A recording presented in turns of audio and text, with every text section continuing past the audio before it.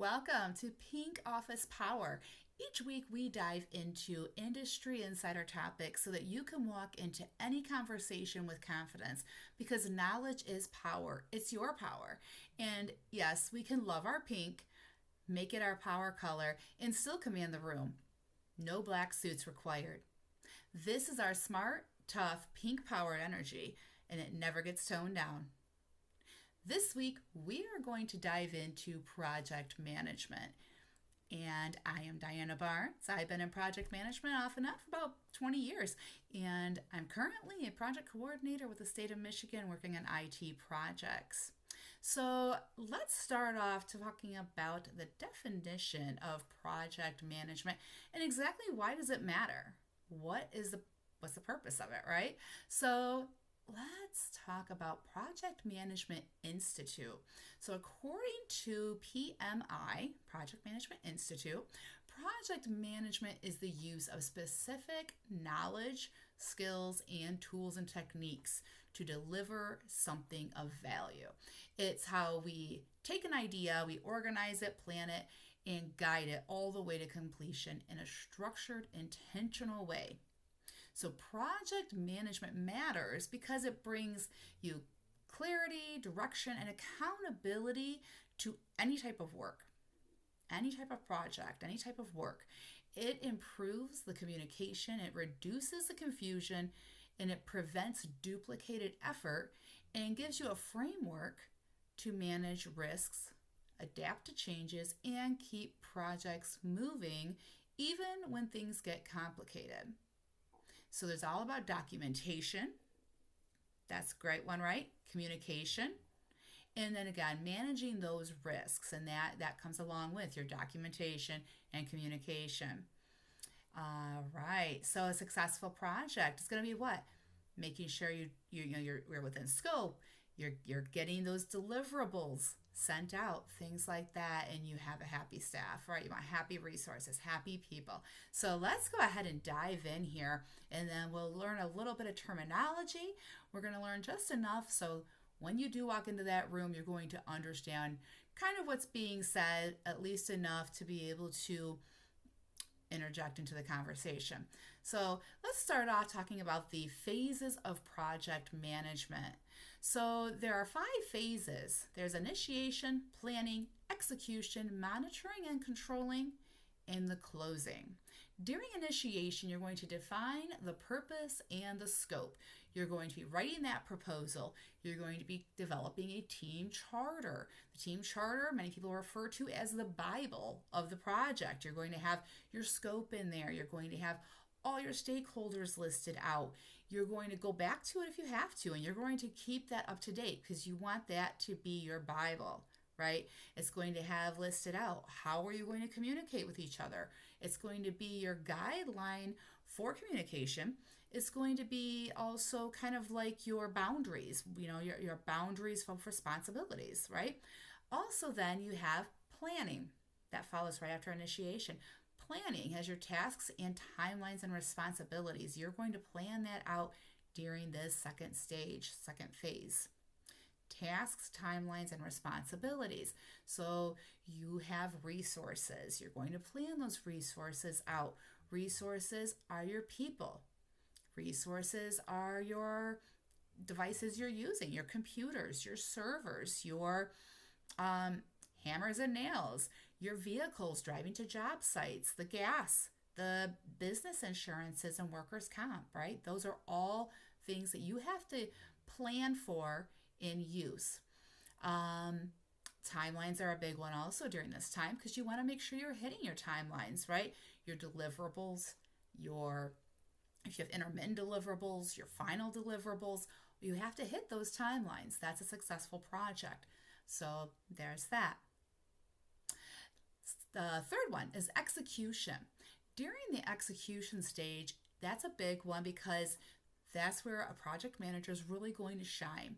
You're going to be running meetings. You're going to be, remember I was saying you've got different planning and different resources. So you're going to need to make sure that you come together and you have that communication so you're not having some scope creep, and we'll talk about that in a little while.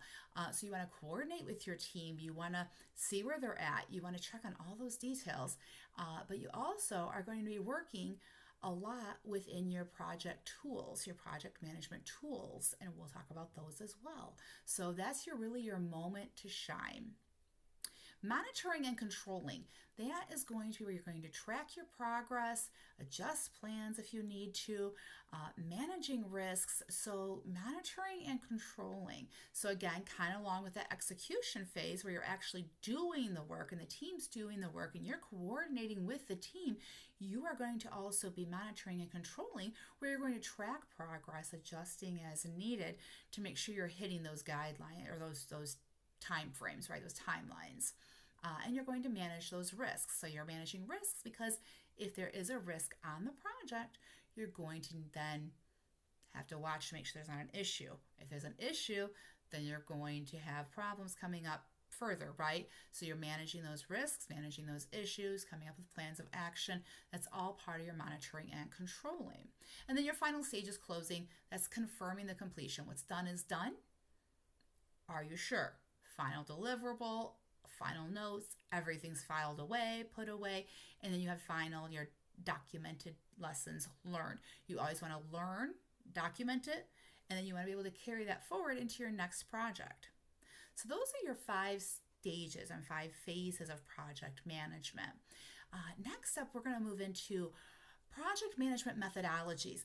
Project management methodologies are based on a business's strategy. So a business strategy, and that's a whole nother series of videos there, but a business strategy is going to be based on how much money they have in the bank, how many assets they have, how many resources, right? People, how many people they have on staff, how fast they want to grow. There's so much that goes into a business strategy.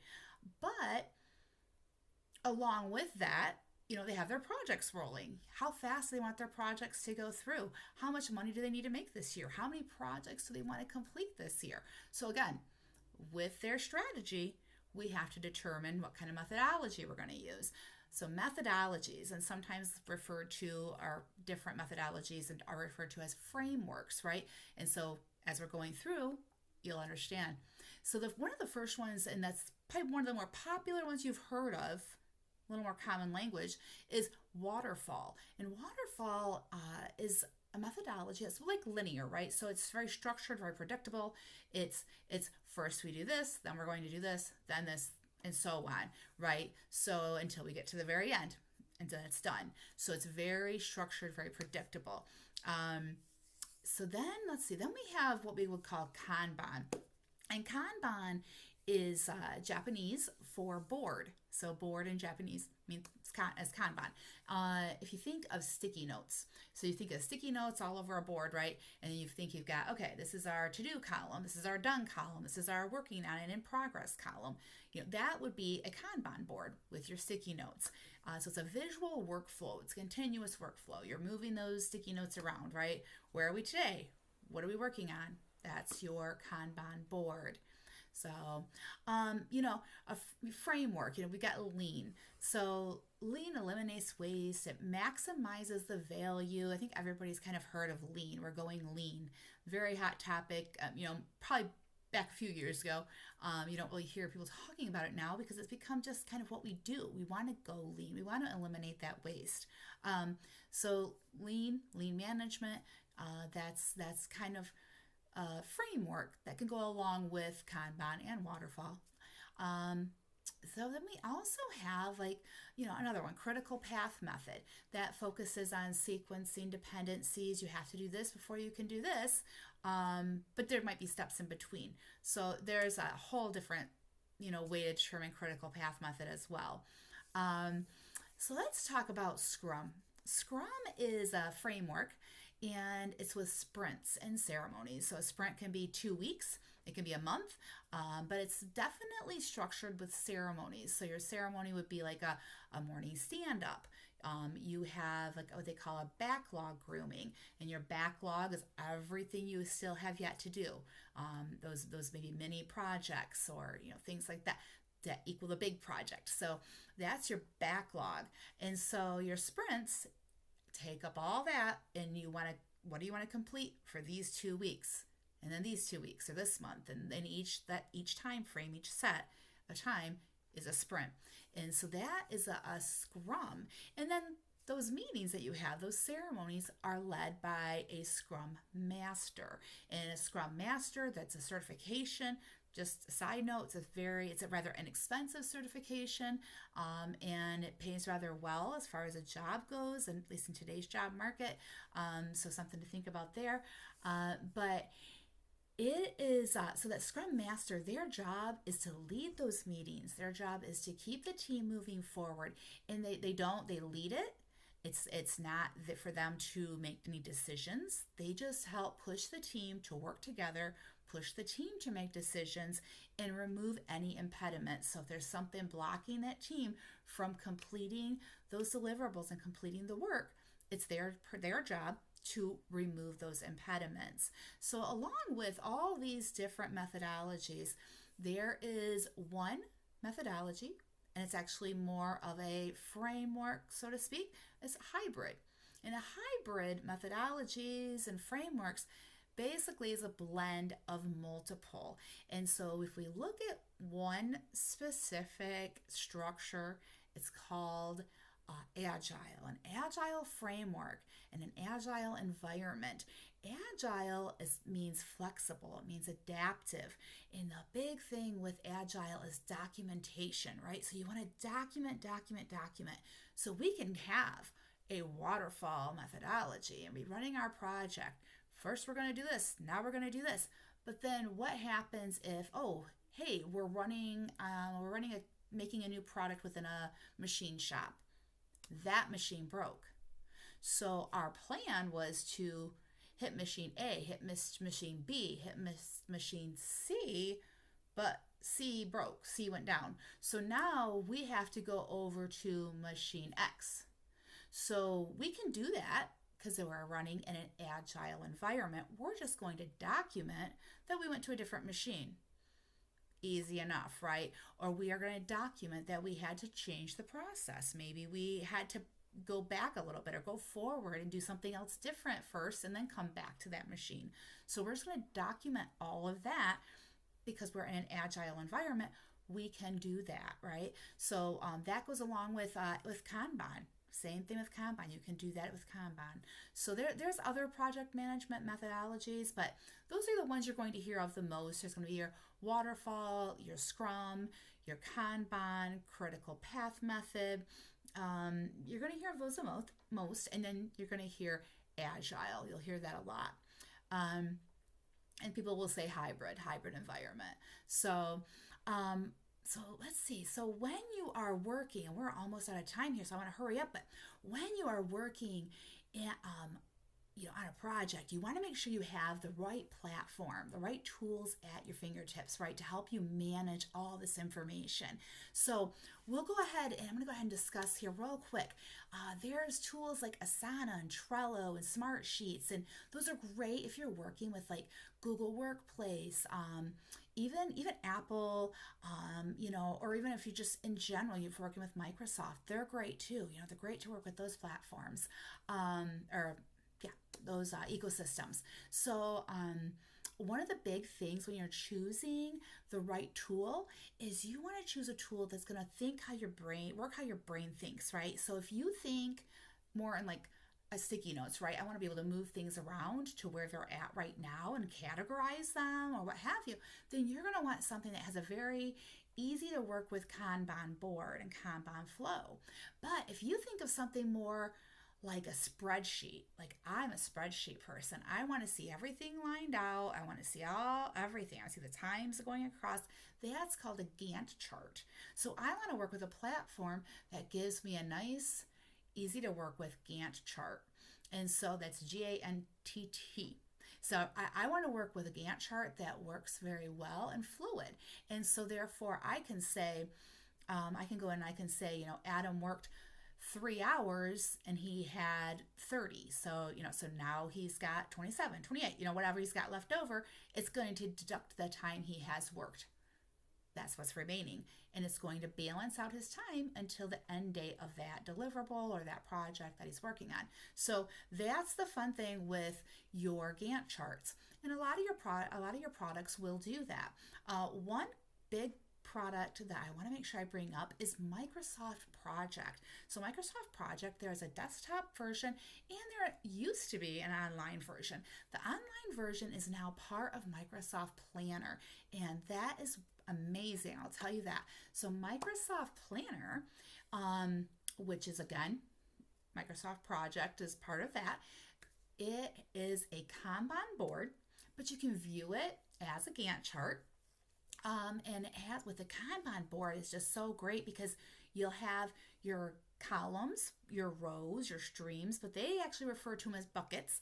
So you're going to have your sticky notes in there, and they'll actually call them cards. So you get your cards, and you can assign those to all your resources, and they're going to get it put into their Microsoft To Do. And then when they open up their My Day or their to-do list or tasks, like their Outlook tasks, they're going to see that in there. And then they're also going to be getting an email when tasks come due. They're going to get an email and they're going to see, oh, I got this coming due. I've got to get it done. So they're going to have that flow, and it's pretty amazing the way it all works together. So, and then also along with that, Microsoft ecosystem and working with Microsoft Project and Planner, talking about Microsoft in general, is you've got Microsoft Teams, and when you create a team, whether you want to or not, you're going to get a SharePoint site. And so you can ignore the SharePoint site, or if you want, you can actually go into that SharePoint site and you can apply what they would call as a project management template. Very easy to do. It's kind of got a wizard to it, sort of like how you've got wizards on Word that help you put together like envelopes and labels and things like that.